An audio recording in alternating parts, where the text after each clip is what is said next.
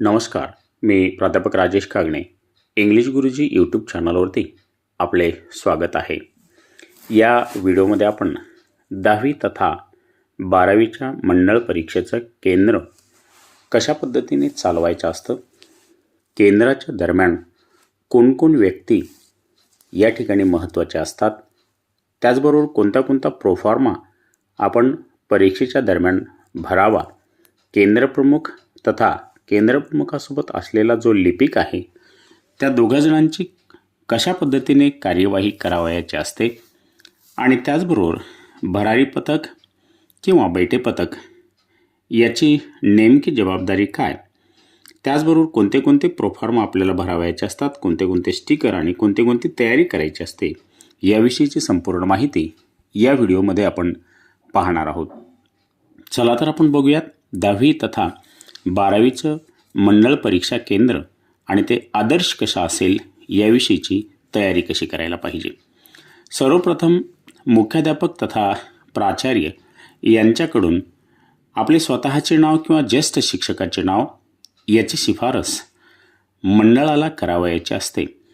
म्हणजे केंद्रप्रमुख म्हणून ही शिफारस केल्याच्यानंतर मंडळ त्या संबंधित शिक्षकाचे नाव किंवा केंद्रप्रमुख म्हणून कळवत असते आणि त्यानंतर केंद्रप्रमुख म्हणून एक वेळेस संबंधित शिक्षकाची तथा मुख्याध्यापक तथा प्राचार्याची ऑर्डर आल्याच्यानंतर आता त्या व्यक्तीला केंद्रप्रमुख म्हणून कार्य करायचं असतं. त्यासाठी सर्वप्रथम जिल्हा परीक्षा पूर्व तयारी आढावा बैठक जिल्हा लेवलला होत असते. या बैठकीमध्ये विभागीय सचिव, शिक्षणाधिकारी, माननीय जिल्हाधिकारी, पोलीस अधीक्षक, मुख्याध्यापक तथा संपूर्ण जिल्ह्यातील नेमलेले 10वी-12वीचे केंद्रप्रमुख आणि त्यांच्यासोबत नेमलेले लिपिक यांची बैठक घेतल्या जाते. संबंधित बैठकीमध्ये कॉपीमुक्तीबाबत, CCTV बाबत, फर्निचर लावण्याबाबत, संबंधित बाबीविषयी तपशीलवार माहिती दिल्या जाते. त्यानंतरची दुसरी बैठक ही तालुकास्तरीय बैठक असते. या बैठकीला माननीय तहसीलदार, गटविकास अधिकारी, गटशिक्षण अधिकारी, पोलीस निरीक्षक, त्याचबरोबर तालुक्यातले मुख्याध्यापक तथा प्राचार्य आणि नेमलेले केंद्रप्रमुख आणि लिपिक यामध्ये सुद्धा तालुकास्तरीय बैठकीमध्ये परीक्षापूर्व आढावा बैठक घेतल्या जाते आणि तालुक्यामध्ये सुद्धा आपण कॉपीमुक्ती कशा पद्धतीने करू शकतो याविषयी सुद्धा उहापोह केला जातो आणि विद्यार्थ्यांच्या परीक्षासुद्धा निर्भय या पद्धतीने व्हाव्यात अशी या ठिकाणी या बैठकीमध्ये सुद्धा चर्चा होते. त्यानंतरची तिसरी बैठक शाळा तथा कनिष्ठ महाविद्यालय लेवलवरती मुख्याध्यापक तथा प्राचार्य तथा नेमलेले केंद्रप्रमुख यांच्या अध्यक्षतेखाली होत असते आणि त्यामध्ये संपूर्ण शिक्षक स्टाफ आणि नेमलेलं जे क्लर्क असतात यांची या ठिकाणी बैठक होत असते. त्या संपूर्ण शिक्षक स्टाफला मुख्याध्यापक तथा प्राचार्य तथा केंद्रप्रमुख उद्घोषित करत असतात आणि आपल्या शाळा किंवा कनिष्ठ महाविद्यालय लेवलवरती आपल्याला कशा पद्धतीने परीक्षा घ्यायची याविषयीची संपूर्ण माहिती देत असतात. शिक्षकांना त्याच दिवशी नेमणूक प्रमाणपत्र म्हणजे पर्यवेक्षणासाठी नेमणूक प्रमाणपत्र आणि मंडळाकडून आलेलं ओळखपत्रसुद्धा देण्यात येत असतं. कोणत्याही परिस्थितीत शिक्षकांना पर्यवेक्षण देत असताना मंडळाच्या ओळखपत्राशिवाय या ठिकाणी केंद्रावरती प्रवेश नसतो. आता त्यानंतर मंडळाकडून आलेले जे संपूर्ण साहित्य असतं, उदाहरणार्थ उत्तरपत्रिका, आलेख, नकाशा, पुरवणी, त्याचबरोबर बारकोड स्टिकर्स आणि विद्यार्थ्यांचे सीट नंबर्स आलेले जे स्टिकर्स आहेत हे संपूर्ण कपाटामध्ये व्यवस्थितरित्या केंद्रप्रमुखांनी ठेवले पाहिजेत आणि दररोजच्या दररोज त्या कपाटाला सील केलं पाहिजे. ही सगळ्यात महत्त्वाची जबाबदारी या ठिकाणी केंद्रप्रमुख आणि त्यांच्यासोबत नेमलेले जे लिपिक असतात त्यांची असते. प्रत्येक पेपरच्या दिवशी जे शिक्षकांना पर्यवेक्षण द्यायचं असतं त्या संपूर्ण शिक्षकांचा एक व्हॉट्सॲप ग्रुप करावा आणि व्हॉट्सॲप ग्रुप केल्याच्या नंतर ज्या दुसऱ्या दिवशी पेपर असेल त्याच्या आदल्याच दिवशी ज्या पर्यवेक्षकांना शिक्षक पर्यवेक्षकांना आपण पर्यवेक्षणाची जबाबदारी दिलेली आहे त्यांचे नावं आपण व्हॉट्सॲप ग्रुपवरती टाकायला पाहिजेत. प्रत्येक 10 पर्यवेक्षकामागे एक रिलीवर आपण ठेवू शकतो, त्याचबरोबर 2 सेवक ठेवू शकतो आणि हे महत्त्वाचं काम आपल्याला केंद्रप्रमुख या नात्याने करायचं असतं. त्यानंतर परीक्षेच्या दिवशी विद्यार्थिनी मुली ज्या आहेत त्या मुलींना दालनात जाण्याच्या आधी महिला शिक्षिकेकडूनच त्यांची तपासणी करून घ्यायची आहे. एक हॉल त्या ठिकाणी तपासणी हॉल केला पाहिजे आणि महिला शिक्षिकाकडूनच तपासणी करून घ्यावी. आणि मुलांची जी तपासणी आहे ते वर्गामध्ये जात असताना जे शिक्षक आहेत ते शिक्षक तपासणी करूनच सोडतील किंवा मुलांची तपासणी ग्राउंडवरती काही शिक्षकांकडून तपासणी करून सुद्धा वर्गात सोडता येईल. त्याचबरोबर परीक्षा सुरू होत असताना काही महत्त्वाचे प्रोफॉर्मे आपल्याला भरावयाचे असतात, ते आपण बघूयात. यामध्ये प्रोफॉर्मा क्रमांक 4 आणि 5 जो असतो तो जो लिपिक नेमलेला आहे त्या लिपिकाने त्यामध्ये संपूर्ण माहिती भरायची असते.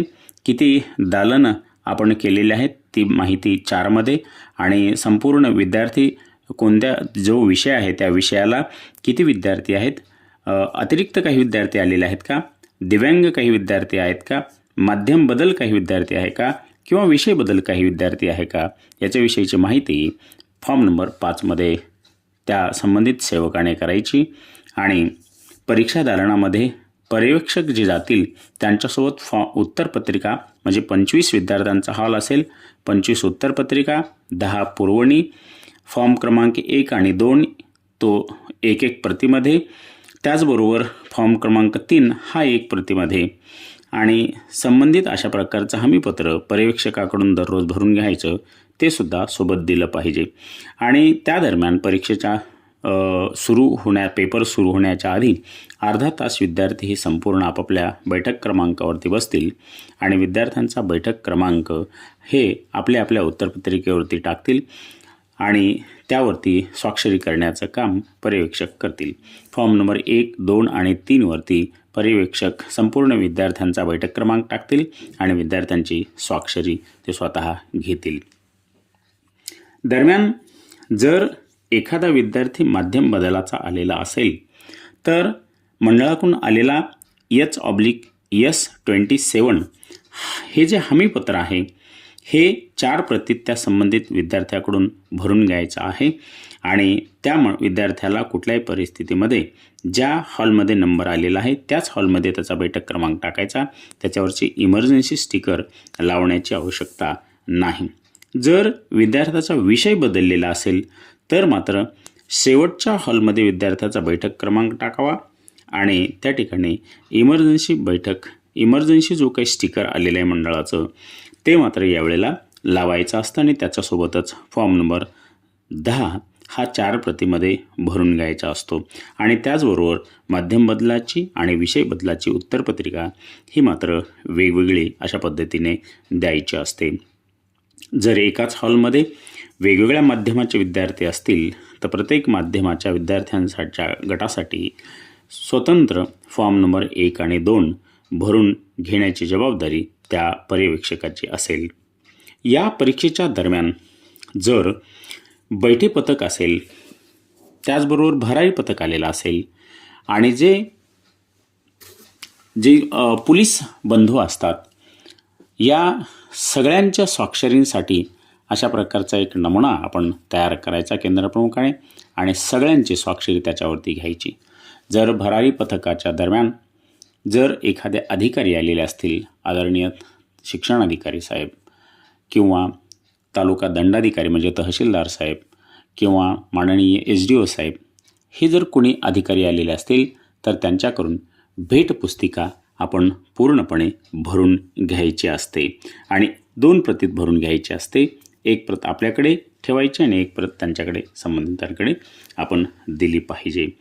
त्याच दरम्यान जी आपला CCTV आपण प्रत्येक वर्गामध्ये बसवलेला आहे त्या CCTVचं संबंधित जे काही रेकॉर्ड आहे ते आपल्याला 2 महिने हे जपून ठेवावयाचं आहे.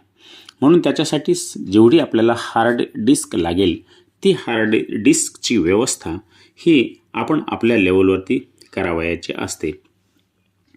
परीक्षा पेपर जो काय आहे तो पेपर संपल्याच्या नंतर विद्यार्थ्यांकडून उत्तरपत्रिका जमा केल्याच्या नंतर या ठिकाणी ज्या संपूर्ण उत्तरपत्रिका आहेत त्या उत्तरपत्रिकांचे 100च्या पटीमध्ये गठ्ठे तयार करावयाचे आहेत आणि रनर जो असतो त्या रनरकडे ते संपूर्ण गठ्ठे उत्तरपत्रिका सीलबंद करूनच द्यायच्या आहेत.